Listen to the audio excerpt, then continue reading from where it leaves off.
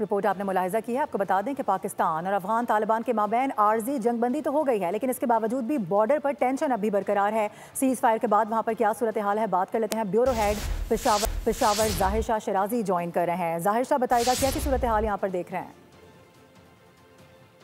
पाकिस्तान और अफगानिस्तान के दरमियान आर्जी जंगबंदी के बाद इस वक्त भी बॉर्डर्स पे बहुत ज़्यादा टेंशन का माहौल पाया जाता है और इस वक्त हम मौजूद हैं पाक अफगान तुरखम बॉर्डर पे। जैसे कि आप मेरे पीछे देख सकते हैं, अभी भी बड़ी तादाद में, सैकड़ों की तादाद में जो है यहाँ पे गाड़ियाँ जो है वो खड़ी हैं, बॉर्डर बंद है।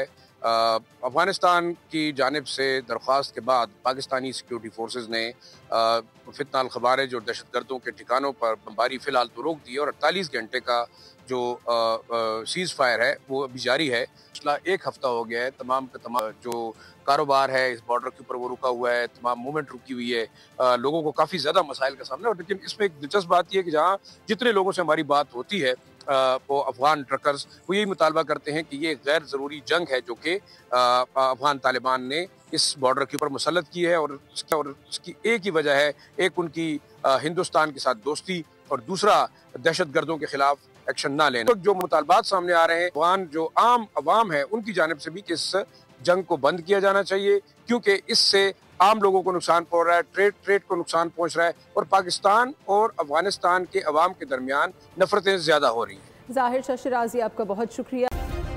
सब्सक्राइब करें और बेल दबाएं ताकि कोई खबर रह न जाए।